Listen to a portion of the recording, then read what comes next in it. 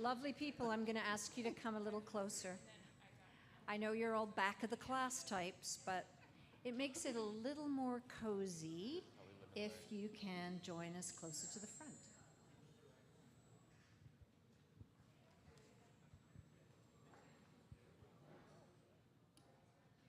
Thank you.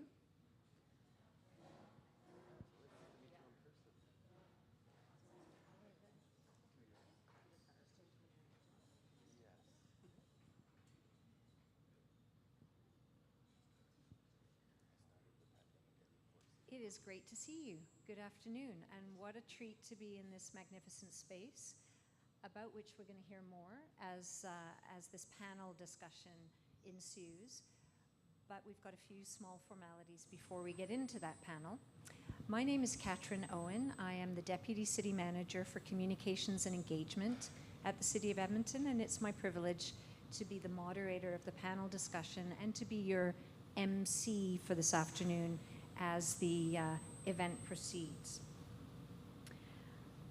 The first thing we do in Edmonton, at the City of Edmonton in particular, is acknowledge where we are in time and in terms of place. And very graciously, Chris Dulaba, who is one of our panelists and is with Beljan Developments, is going to offer the land acknowledgement, after which I will introduce you to the lovely folks who are up here with me and give you a sense of how the rest of the afternoon is going to flow. If you wouldn't mind, Chris.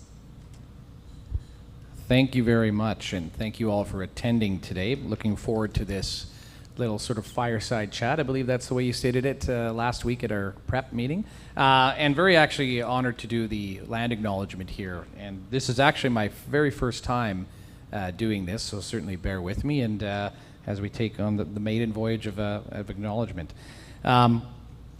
Today I would like to acknowledge that we are recording on Treaty 6 territory and that these lands are ancestral territories of Indigenous people of Canada. We are grateful for the opportunity to live and work here, and we thank all the generations of people who have taken care of this land for thousands of years. Whenever we gather on this land, especially in an area like Oliver that has a significant history for Indigenous peoples, it is essential to recognize that people lived on, cared for these lands for centuries before our buildings stood on these grounds. We acknowledge and greatly value the opportunity to learn from and cherish the contributions of Indigenous people of the past, present, and into the future. Nicely done, Chris. If that was your first time, I think we can all agree that was beautiful. I'm going to introduce you to the folks who are up here before I ask Lila Peters to come up and bring greetings from the city. But just so you know who we're going to be chatting with this afternoon, on my far right is Livia Balone, who is the director of the Zoning Bylaw Renewal Initiative with the City of Edmonton. Next to her is Cherie Klassen, who is the executive director of the Old Strathcona Business Association. You've already met Chris, you've met me. Next to me on my left is Susan McGee, who is the CEO of Homeward Trust. Next to Susan is Blake Jackman, who is the program manager for housing at Niginan Housing Ventures. And next to Blake, right at the end there, is Shauna Kuiper, who is the general supervisor for urban planning and economy and steeped in these zoning issues as well. So that's who we're going to be chatting with. I'm going to hand the mic over now to Lila Peter, who is representing the City of Edmonton. Go ahead, Lila.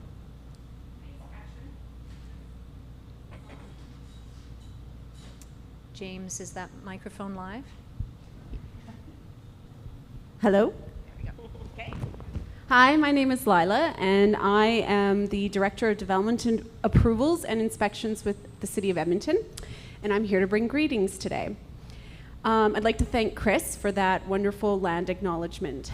The City of Edmonton recognizes that as settlers to this land, we must do better. We begin every meeting and event with a land acknowledgement as part of our commitment to reconciliation. The practice serves as a constant reminder to honor and respect our foundational relationship with the First Peoples of Canada. And the land acknowledgement, I think, feels particularly fitting today because we're talking about land, how we plan it, how we manage it, regulate it, and develop it. We do this work of planning and development with the intent of building a strong community that is a great place for everyone to live within. And the work of long-range planning and zoning change and adjust our landscape, creating places and strongly influencing our relationship and experiences with the land. So land development and zoning are incredibly powerful practices, and we're only really beginning to understand how powerful they are and what their impact can be. And that impact differs depending on who you are, where you live, and what your own life experiences are. And it's for all of these reasons that the city decided to make Making Space, the podcast. And this series seeks to unpack both the unintended and intended consequences of our plans and regulations. Making Space invited city builders from across Edmonton to contribute, and in doing so, was able to shed light on how our best intentions do not always deliver intended results. So the series, hopefully you've listened, but it begins with discussing mandatory parking minimums, which some of you may know is one of my favorite subjects of all time, and how they were initially meant to support developments and the growth of our city. But over time, those regulations have unnecessarily pushed our boundaries and infrastructure costs upwards. And in particular, they added a whole ton of unnecessary costs to certain developments, including Ambrose Place. And that money could have been better spent on helping those individuals that organization chooses to serve. So the podcast then goes on, and it explores how bias has been incorporated into some of our regulations, which has led us to zoning people and places out of our community. And there were discussions around pawn shops, housing diversity, including form, tenureship, and affordability, and the need for different uses to help create vibrant space for everyone. And the series speaks of connecting the dots, where land use, activity, and people all connect to a greater community. And Chris helps wrap up the series with a great discussion on doing better, whether it means going beyond the regulations or in changing them entirely to develop high-quality spaces. The series recognizes that the city building is ever-evolving and ever-shifting work, and that we must always continue to be better and do better. So big thank you to all the contributors who shared their city building knowledge with the rest of us. The Making Space podcast is one example of the city's commitment to working with the community to facilitate a larger conversation on all of our roles as a city builder. The City Builder comic book connects to some of our youngest city builders, and events like this one today are great ways to dive deeper into city building work like district planning and the zoning bylaw renewal initiative. So district planning and zoning bylaw renewal are considered key projects to help us deliver the vision set out in city plan. And together they will help set the foundation for becoming a more healthy, urban, and climate resilient Edmonton of 2 million people that supports a prosperous region. And both zoning bylaw and district planning acknowledge that for Edmonton to thrive, we need to enable creativity and innovation while preserving what matters most. And that we need an accessible and equitable city, and this will all help create an Edmonton that feels like home. So implementing the city plan will take time, and it will take more than zoning bylaw and district planning. But each step and project that we take as a city and as city builders within this room that is motivated by the city's plan guiding vision will help us get closer to that vision. So thank you everyone for attending today, for listening to the podcast, for contributing as your roles within city building, and I really hope you have a great time today. So I will pass the mic over to Catrin and the panel. Thank you. Thank you. Thanks so much, Lila, for doing such a great job of setting the context for this conversation.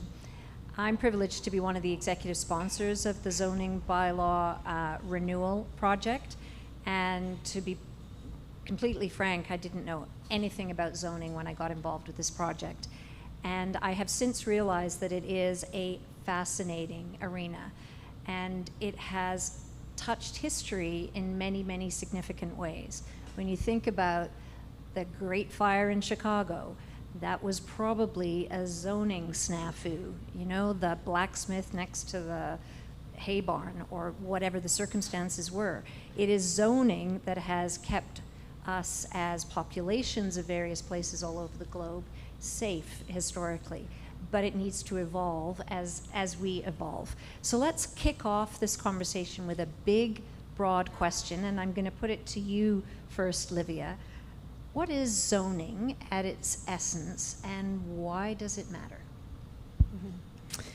Great question. The zoning bylaw and all municipalities in Alberta are required to have a zoning bylaw or land use bylaw. It's regulated by the provincial government, but it really is the instruction manual on how land is used in Edmonton. Zoning really came about to minimize conflict. So if you can think of an industrial site adjacent to a residential site as an example, very basic example, but if there's heavy industrial uses with many nuisances going on at that site, zoning's intention was to really regulate those uses so they were separated.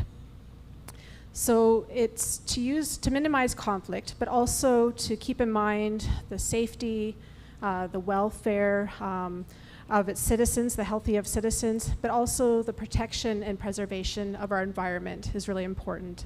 So again, it's really to minimize conflict and minimize impact to land and to people. It is also an important tool to implement municipal development plans. And municipal development plans are a strategic public policy document that guides the future growth of our cities and our municipalities. And so zoning is an opportunity to implement the different directions and policies in that plan. And so for our new city plan, as Lila had mentioned, we've got big moves, we've got different directions and policies. We want to have a community of communities. We want to protect and preserve our environmental, our rivers and our tributaries. And so it really, through zoning and through the zoning bylaw, we're able to meet the vision of our strategic plans and our city plan. Thanks, Livia. I have heard zoning referred to as legislated neighborliness. And I'm curious, you use the word separateness in your description of why zoning exists to keep things apart, but the title of our strategic plan for the City of Edmonton is Connect Edmonton. I'm going to ask Chris, if you don't mind, to talk a little bit about separateness and connectedness and how zoning plays a part in that from your perspective as a developer.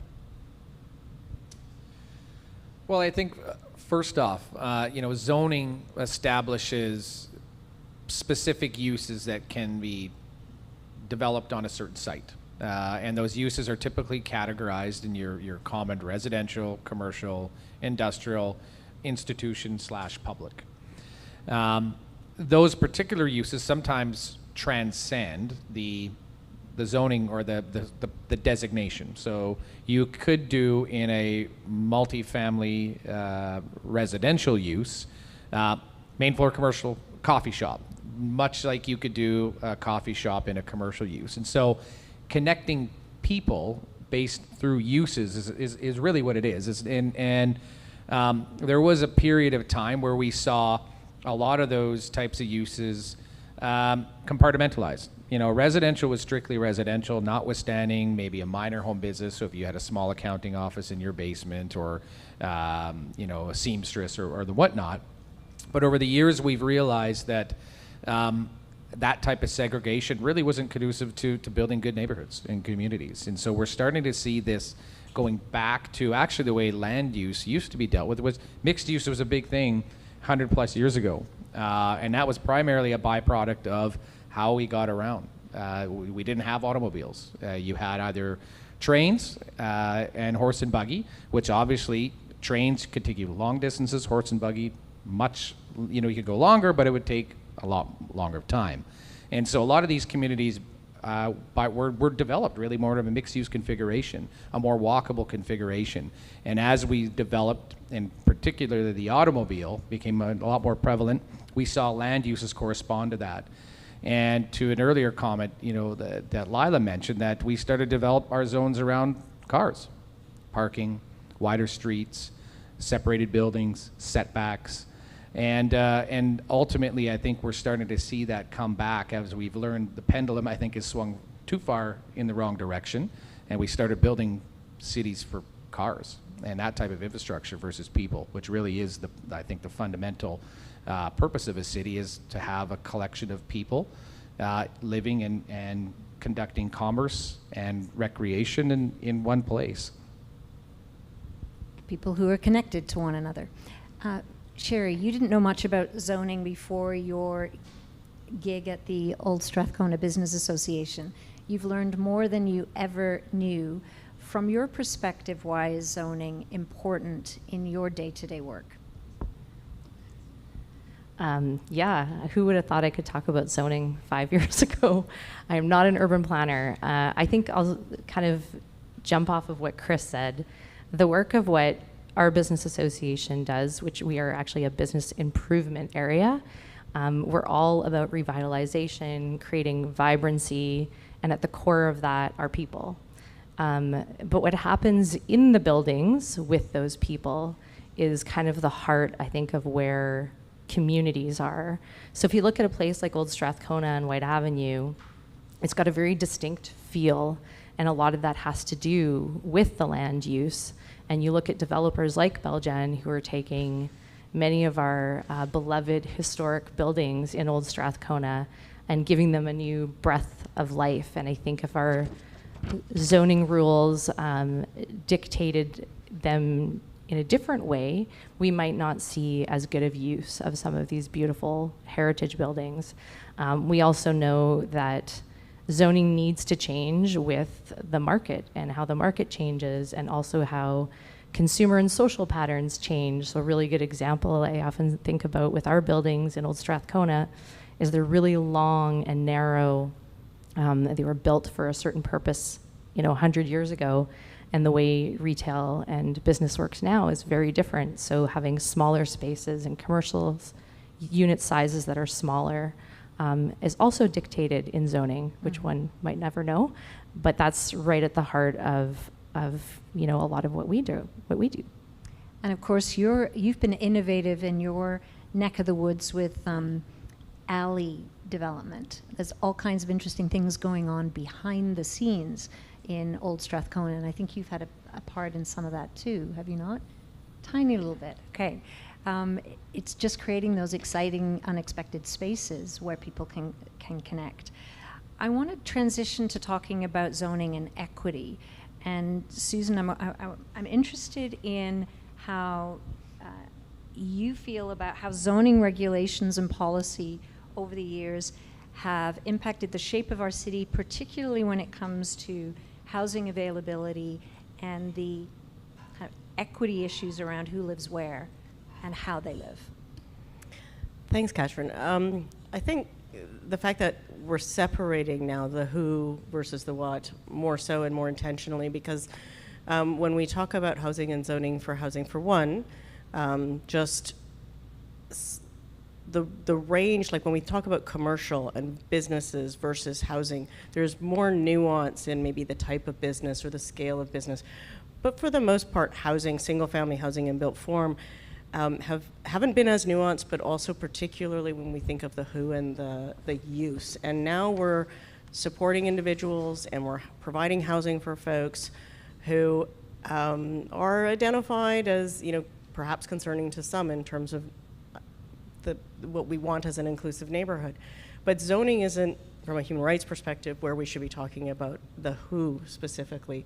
But it's been implied, and for years it's been the battleground of, ironically, available parking, or the battleground's been fought in different ways in order to get away and around the who, and that has meant that some of the housing that we built and where we built it has really not provided the range of options for folks who really independently need affordable, smaller, walkable communities. They can't afford it. So all of those other things that come into somebody who's challenged with their financial means, where a great neighborhood wouldn't necessarily require that to all be built into a building or built into that to something more complex.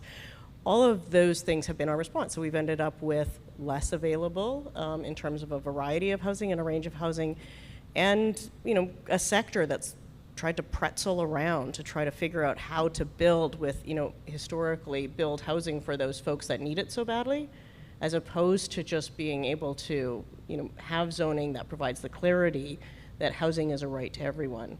And that shapes every city, and in Edmonton, I think we've gained a lot of ground in really recognizing that in how the zoning project has evolved.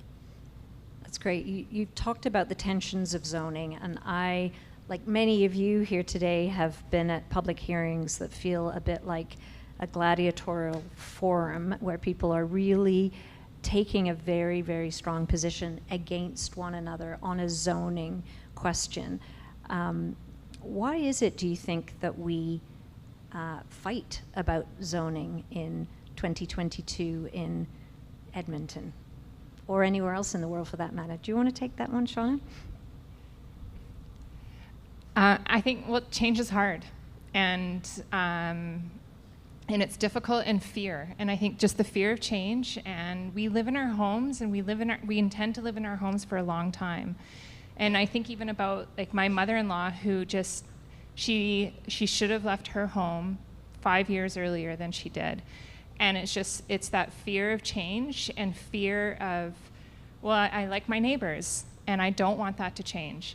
And so when something enters into that sphere, that personal sphere, and we think that we own it, like we own our property, we own our home, but we don't own the change. So I think that's where my head goes in terms of why that but happens. That's a really interesting notion, because we don't own communities. We own our place in community, right.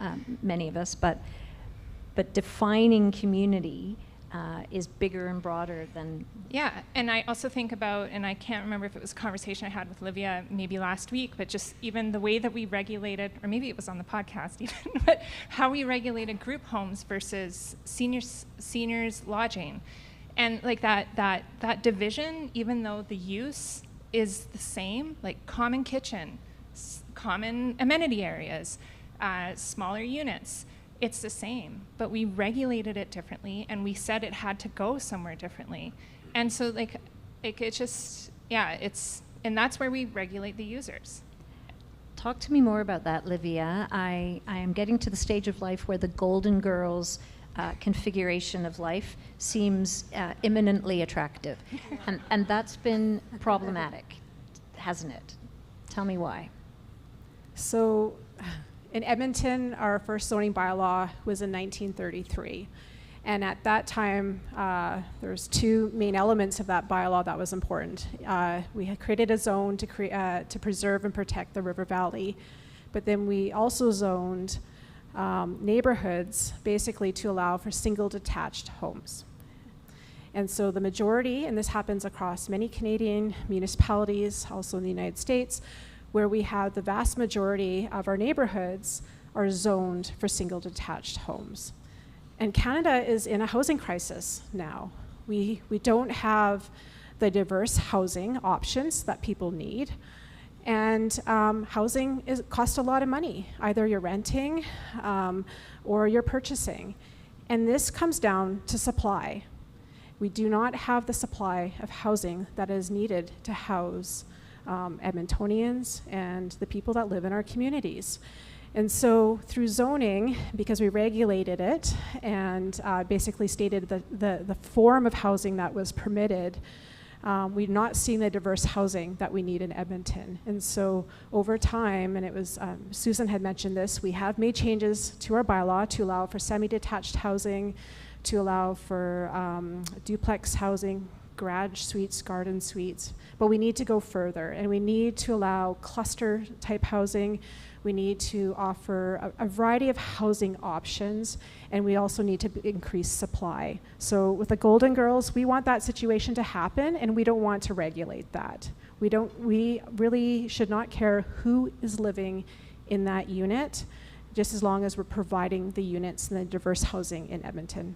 If I manage to break a noise bylaw at that stage of my life from too much partying, I will view that as a badge of honor.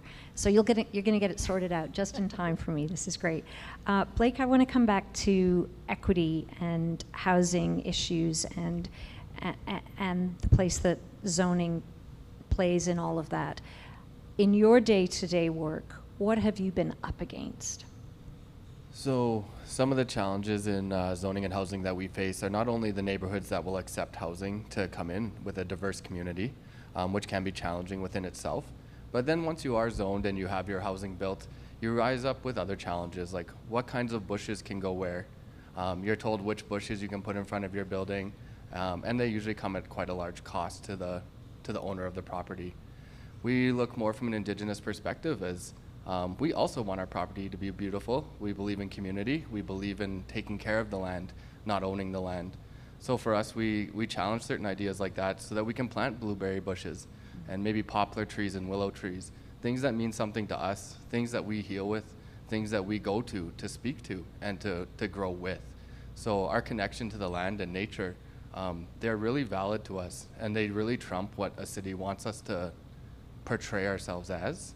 So I think that's one of the day-to-day challenges that we really experience.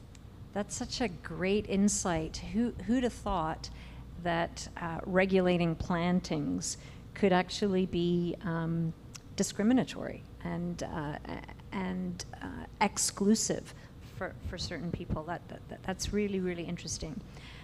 I want to talk about nodes and corridors, because I think for those of us who don't live and breathe planning and zoning issues day by day, we don't really have a clue what that means. Shauna, can you just kick us off with a quick lesson in nodes and corridors? Thanks. Okay, so the way I think about it is nodes are our organs, and our corridors are our veins. And so nodes are where we want to see activity that bring people together, and where we want to see intensification. And then corridors are our mass transit routes, our important transportation corridors, whether they are active transportation corridors or mass transit. So they're the connectors. And so they need to be connected because our city is complex.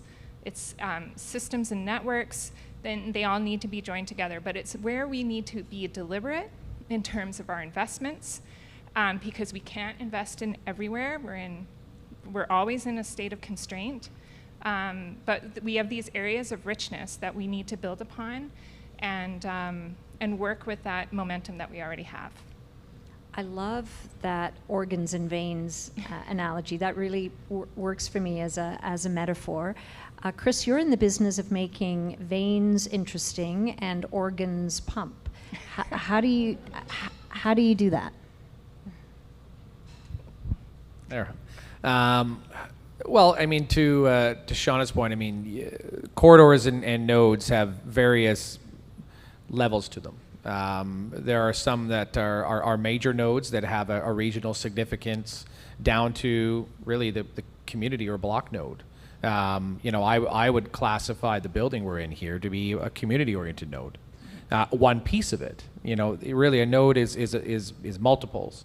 It's not necessarily one thing, and I think it's a collection of uses, buildings, and infrastructure that create a place of interest and significance.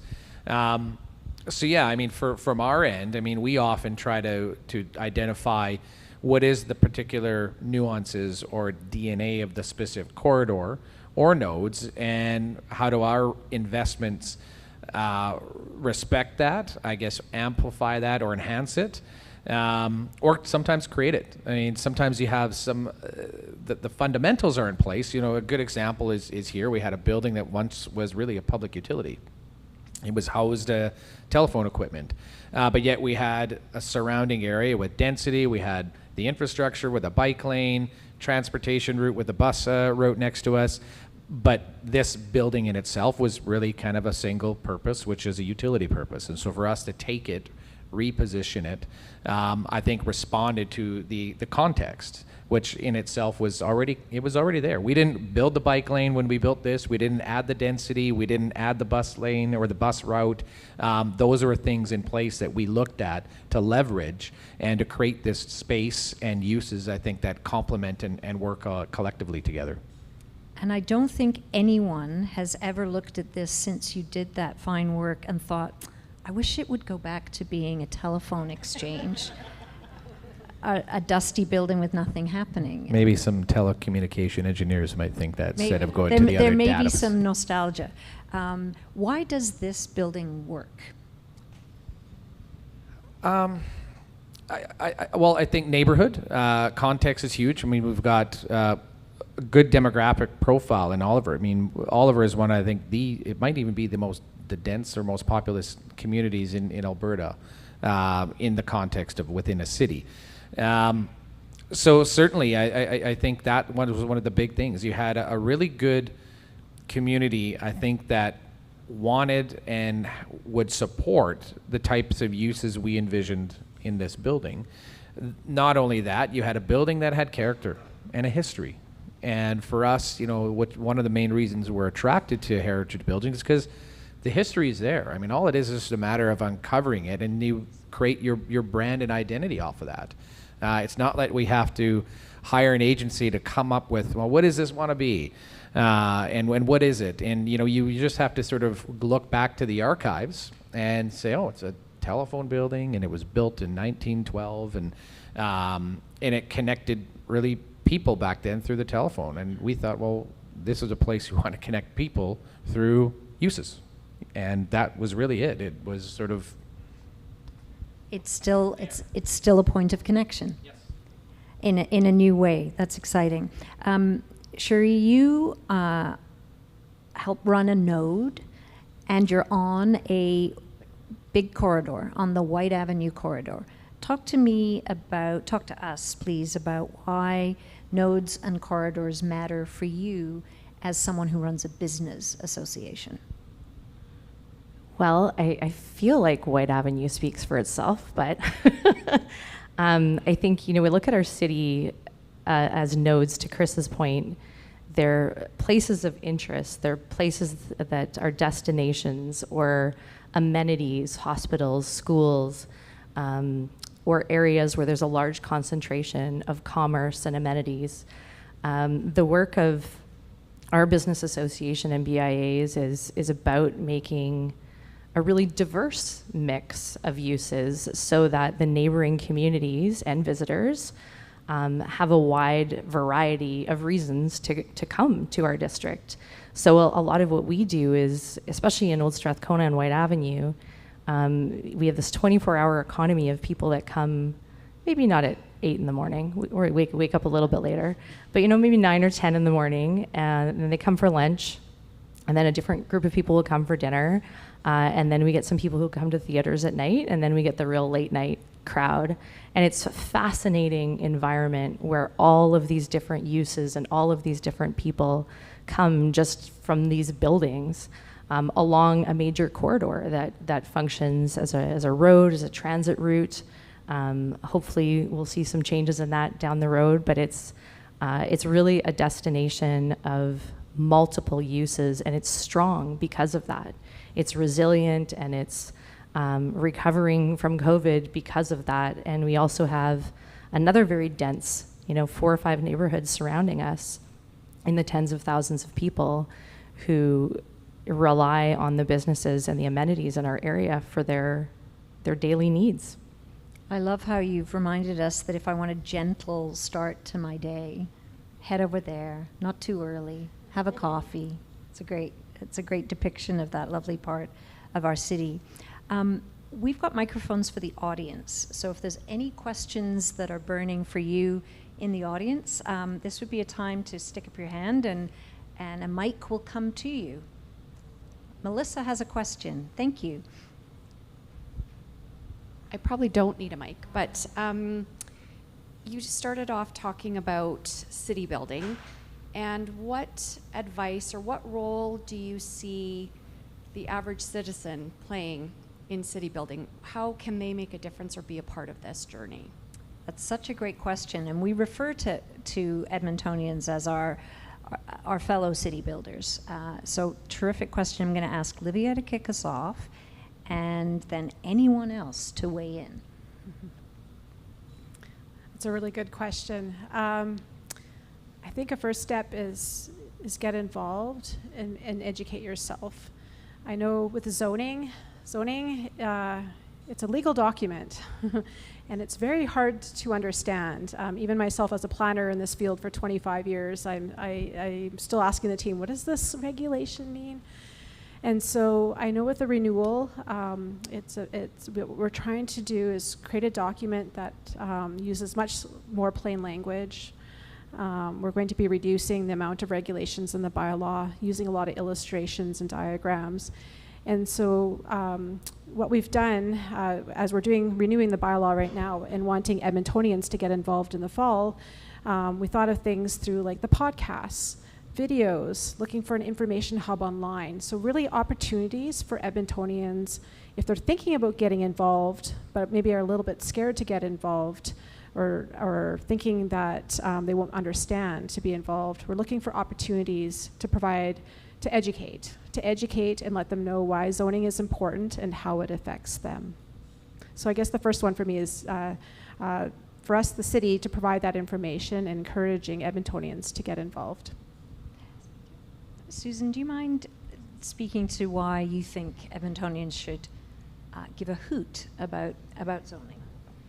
Well, I give a hoot about zoning. I mean, zoning really, in my past and many 9 lives, maybe I should say, I'm hoping for 7.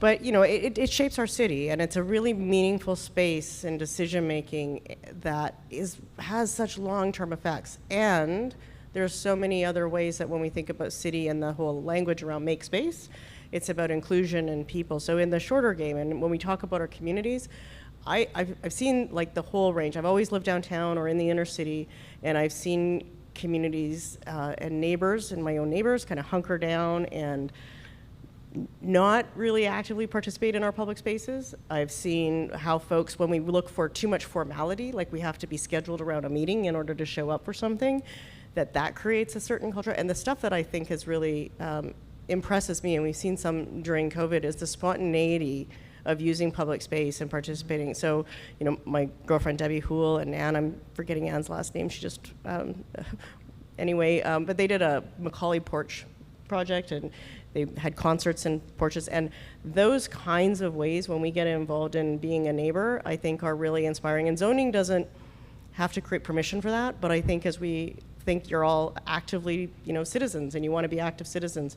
And I think if we think a yes and, we need these regulatory conversations. We need these long-term rules that we're engaging in and building our city. And we need to be animating those spaces and not relying on somebody, you know, telling us when and how to show up, but just creating an inclusive city. So zoning incents a kind of city building through behavior and engagement and collisions of people coming together. That collision space, I think a well-designed and zoned city creates those spaces where folks can take that ownership of connection on their own. That's great. Chris, how do we incent engagement in city building by citizens, by Edmontonians? I think through obviously engagement in education. I mean, I think what most people seem to forget is that cities are organic and they're ever evolving. Building burns down, gets replaced, changes its use, and it's nothing is static. And that's one thing I think a lot of people do forget about. And I think another thing, you know, I mean, it's important to get your zoning right because zoning transcends political terms. It sticks around for a long time. It's not something that changes every 4 to 5 to 10 years. You have amendments and reviews and alterations. And the current zoning renewal that's taking place, this is a huge thing that ultimately will guide our city for the next 20, 30 years and how it wants to develop. And so how do we want to develop? What kind of city do we want to develop? Do we want to continue down the current course? Do we want to make changes? That change is going to require people to accept differences, accept new ways of living, and I think that's something you have to acknowledge first, is that cities are ever evolving, and how do we accept that and then understand what do we want to be, how do we want to play part of that. You can try to resist the change, which I don't think is going to work well for you, or you can acknowledge it and try to sort of be a facilitator of it and participate in that. And make it good change, make Correct. it positive change. Anyone else on city building and how we get Edmontonians engaged in city building? Blake, do you want to grab that? Yeah, I would like to touch on that, and I want to acknowledge Anne Breend as well. She was a great community builder during COVID, especially with those porch concerts. And these are the kinds of things that we need to do in Edmonton to get us all together and realize that we are all on the same page. We all want to thrive in life. We all want to be healthy, and we want our neighbors to be that exact same person that we want to be, essentially. And we can create that. One of my favorite pieces of Edmonton is our community governance. And myself, I attend community council meetings for any neighborhood that we have housing in. And there you can really get to the thick and thin of things. A lot of times people are really scared of something that is really insignificant or small, and maybe we're not scared of the things we should be. So getting together with those communities, as a business association, as a resident in the community, and with a housing project, when you can get together and talk about all the different topics that are at the top of your mind, it's kind of like a sharing circle. It all comes out and you leave that space feeling much better about building that community as a team with people that maybe you wouldn't have spoken to before, and moving forward with a unity kind of. So engaging your own community councils and asking your councils to engage the businesses and people around you is a really positive way to start building healthy ways for zoning. Such a good reminder that our community league governance system is unique in North America, and it's something to build on as we grow an even more engaged Edmonton. I want to transition now to talking about 15-minute districts. I love in the podcast episode on this that you took us, Jenny, briefly to Barcelona, I think it was. And I imagined 15 minutes of walking around Barcelona, and you asked us to imagine a 15-minute walk in our or roll or bike ride in our neighborhood to see what we would encounter. I'm interested in the panelists' perspectives on why the notion of 15-minute districts is so valuable for city building. Can you kick us? Oh, Cherie, kick us off. Perfect. This is my favorite piece of zoning that actually makes sense and is easy to understand. I think a really good example of a 15-minute district is Old Strathcona and White Avenue. It really, to me, a 15-minute district is about enhancing quality of life. How you experience your city, how you experience your neighborhood. I live in a neighborhood that still has no access to a grocery store within 15 minutes of walking. In Old Strathcona, we have a variety of different amenities you can access within, for some people, 5 minutes of where they live. And I think that's about a quality of life that you don't have to get into a car. To Chris's point, building a city around cars doesn't actually add quality of life or vibrancy or anything really valuable. And COVID was really interesting because people were in their homes more and they were discovering their neighborhoods in a way that I don't think they were discovering them, and exploring and going, oh, I didn't know this little coffee shop was here or this little park was here, and these spaces for them to enhance their quality of life. And in addition to that, your amenities, but why can't you work in the neighborhood that you live in? Why can't you be entertained in the neighborhood that you live in? And I think we see it in neighborhoods that are revitalizing and adding more amenities in. Everybody has their favorite local corner store or coffee shop or neighborhood pub that has been there for 30 years. And those are the things that make our neighborhoods where we want to live and how we join each other in community.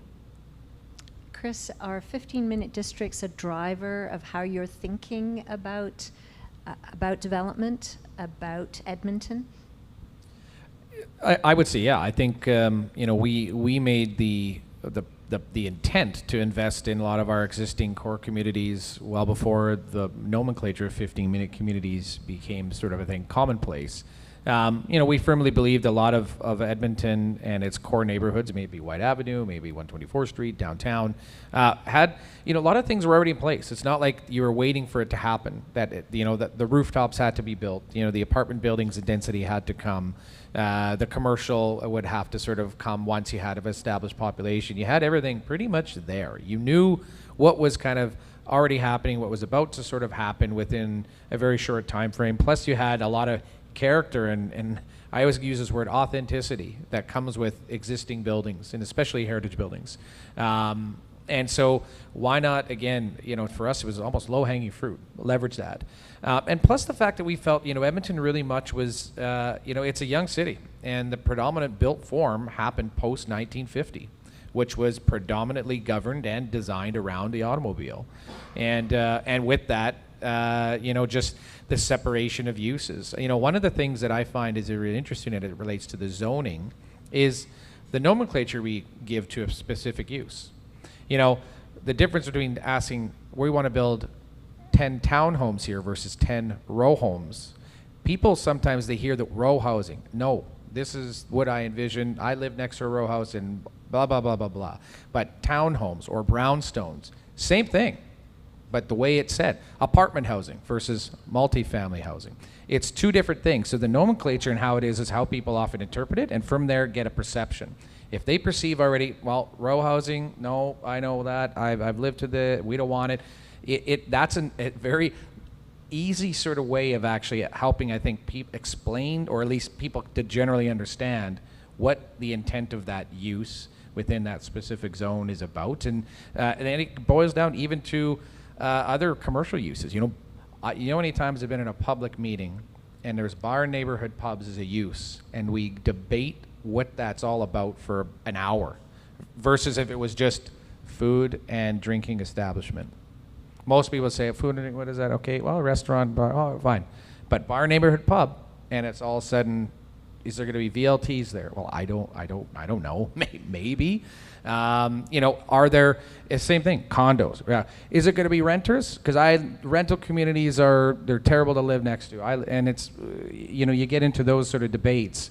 But yeah, the 15-minute city, for sure. I mean, I think there's nothing, it goes back to what kind of city do we want? And we felt that Edmonton was underserved in that respect.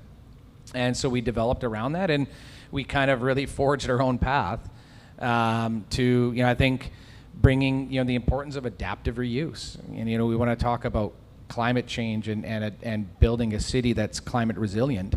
I think we got to do a better job at repurposing buildings through and through, not just heritage buildings, but almost any type of building we have out there. And it's a huge thing that I think just even as in the real estate development industry has yet to acknowledge the importance that it'll play in sort of really building these climate resilient cities. Let's pick up on that notion of preservation, reuse, heritage. Fairly or unfairly, one of the characterizations of Edmonton historically has been that it hasn't been as thoughtful about keeping its old buildings and repurposing them as it could or should have been. What role does preservation and heritage play in the future city? Who wants to grab that one? Go for it, Shauna. Thank you. Thanks.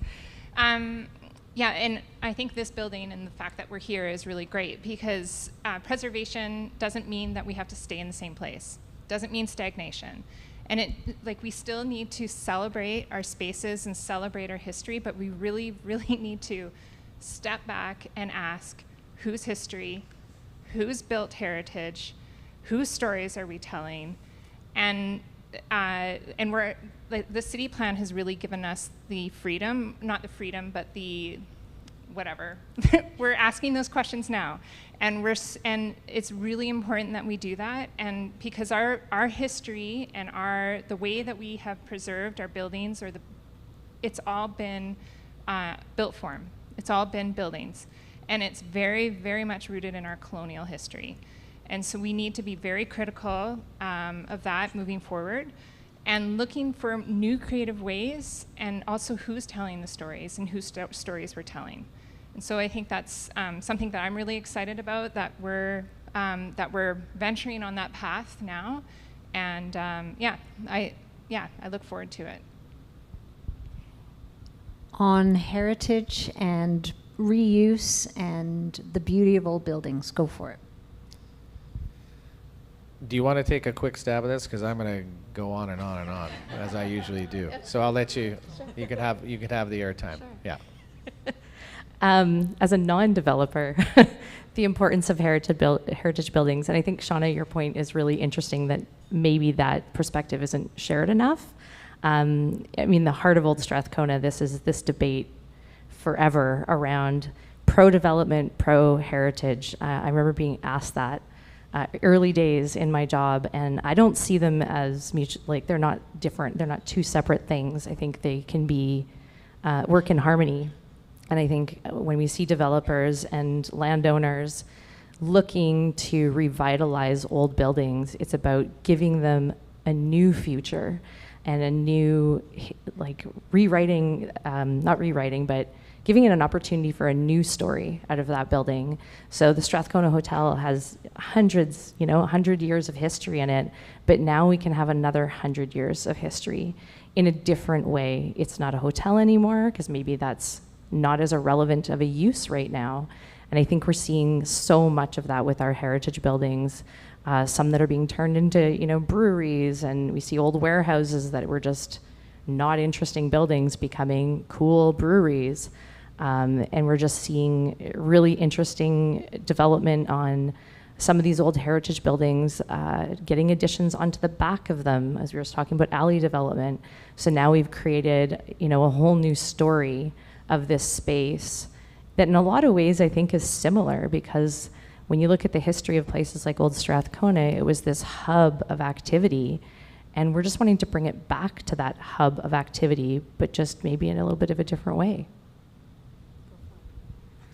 Yeah, I think it goes back to how the buildings tell a story of our past, and sometimes that past has it's got some pockmarks on it. I mean, the community that we're in, Oliver, we all know about who it was named after, and the certain things that what he did, 100 years ago. And I think that acknowledgement, a reflection of the past, I think helps us to figure out a better way forward.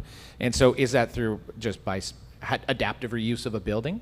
Perhaps it is. It can give people a little bit more of a background and depth of what the land was once used for, what the building was once used for, who it was built by, and their contributions to society, whether it's positive or negative, and a way to say, hey, now let's try to fix or acknowledge some of the wrongs and try to make it right as we move forward with the new use of the building, whether it was once a warehouse and now it's a brew pub or a restaurant or housing. It is a way versus simply you demolish it, no one knows, and it's gone, and then you don't look back in the past. So there's ways of sometimes acknowledging that past, and I think trying to build a better future moving forward. And find ways of making peace with our past.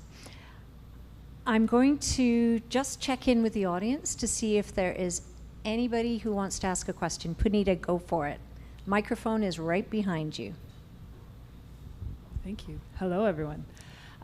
Is part of the intention with getting this zoning bylaw renewal right to strip away some of the subjectivity of every time a development permit comes up?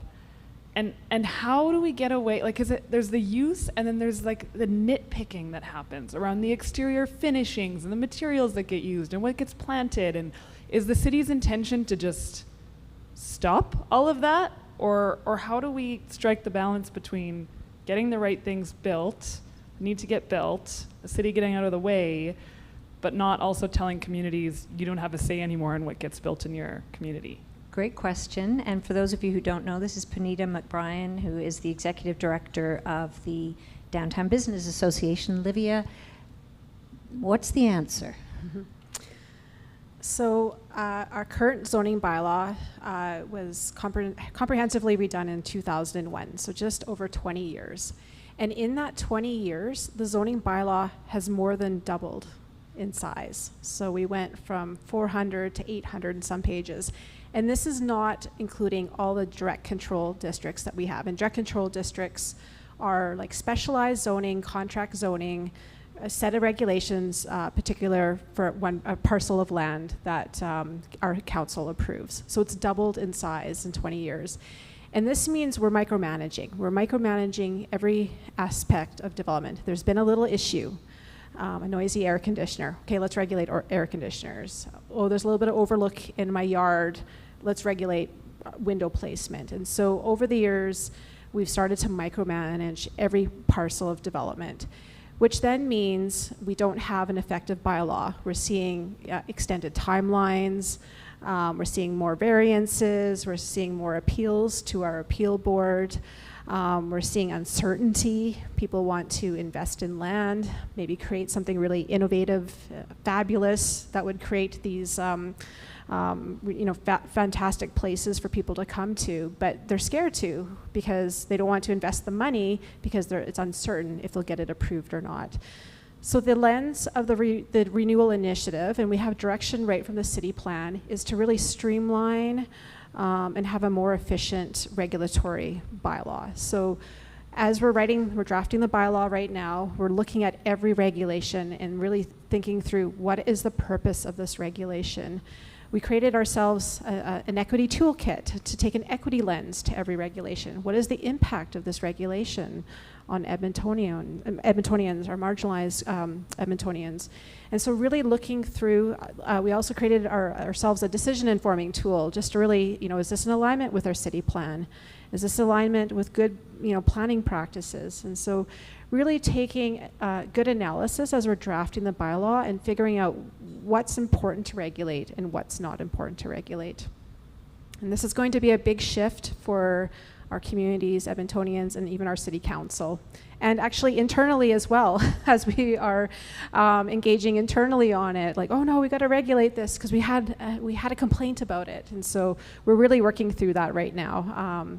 But yeah, who can I pass this on to? So the good news is we're gonna end up with a common sense zoning bylaw, we hope, that won't be 800 pages. We created, through good intention, I would argue, this 800-page monster, and it's now unwieldy and needs to have a bunch of its tentacles chopped off and become much more manageable. I'm conscious of the clock. I think I've asked a number of the questions that came in online. Is there anything more I should be paying attention to? Nope. Okay. I think there was another question, hand up. Go for it, Glenn. Thank you. Thanks, Catrin. Thank you. Through you, I'll put my question to anyone on the panel who's a Parks and Rec fan.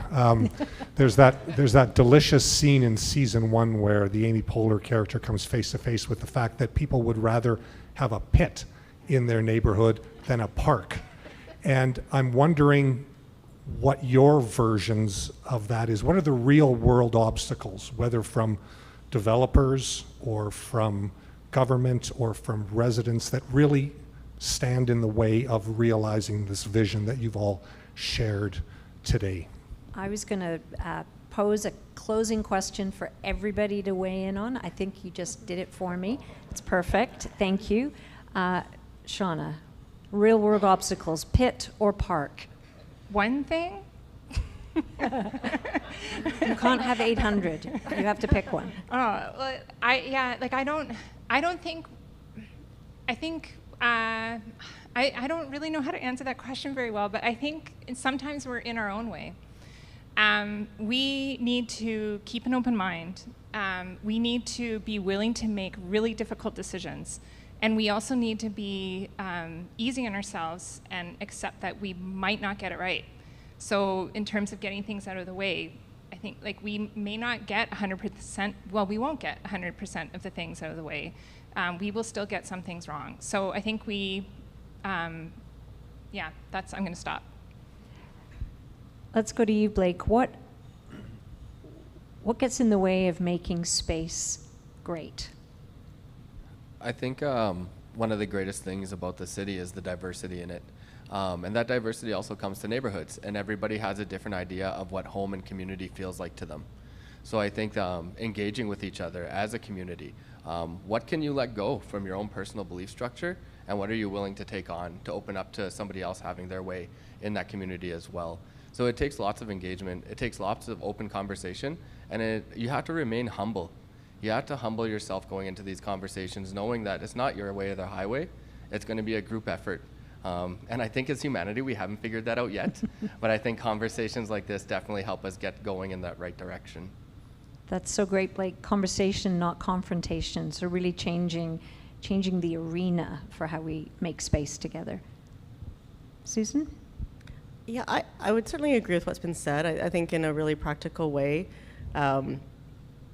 putting the city first, and when I say city, and the communities and the aspirational aspects of what zoning is supporting, because it's supporting that city vision. And maybe it's a bit of the fact that not everything is up. Discussion's really important, engagement is really important, but that comes first, so that we're, I guess, to that getting in our own way. I think of as a resident, I choose to live in an urban center that's going to be messy, like relationship messy sometimes, and just not, like, we need to aspire to stuff and then not go, yeah, but not me. And I don't want to just say not in my backyard, because it's not just about that. It's like, it's actually saying collectively we're aspiring to something. So we've got to like set aside that everything is on the table to argue about after. And it's easier said than done, but that's why I live in a big city and I'm loving it. So. And it becomes value-based as opposed to detail-based, right? Real-world obstacles to making space, what are you up against? Political certainty. You have to remember the zoning bylaw and any other statutory plan is, a recommendation comes from administration on support or non-support. And in most cases that require council approval, it's that.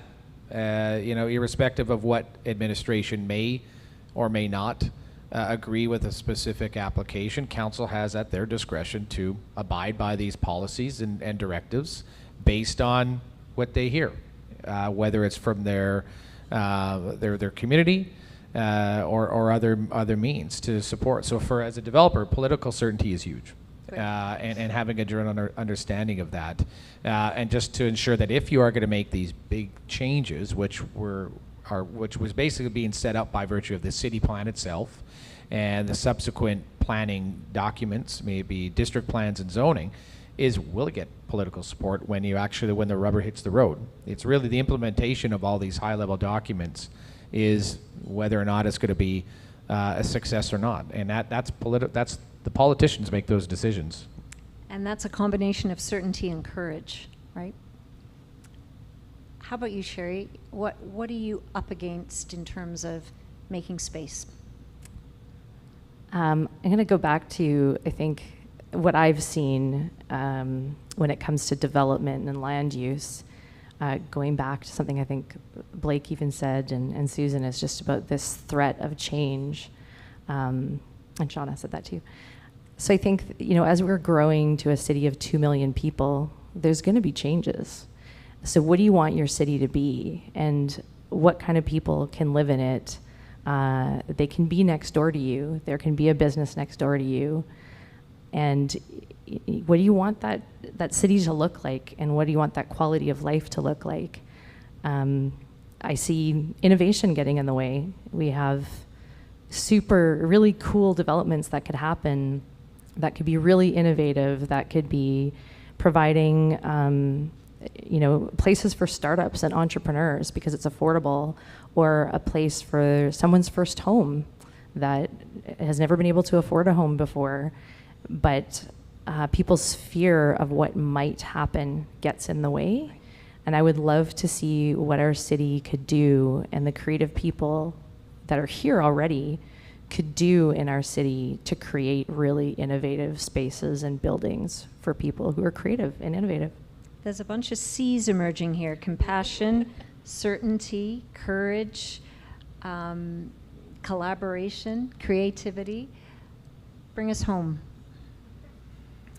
There's going to be some really big decisions we're going to need to make. And I'm always telling the zoning bylaw team, like, what is our why?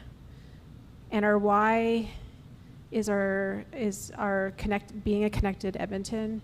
Our why is we want to be inclusive and compassionate. We want to preserve and protect our green spaces. We want to have a community of communities. We want, fantastic places to go to, like White Avenue, where we can visit and have joy and recreate. And so I just keep going back to the why. And I think the why and the strategic plans that we have with Connected Edmonton and the city plan and the new plans we're going to have with district plans, I think we need to go back to those for our why. And I think those will help us make our decisions. It's great. That was a very, very interesting conversation with extremely thoughtful panelists. I'd like you to help me thank them.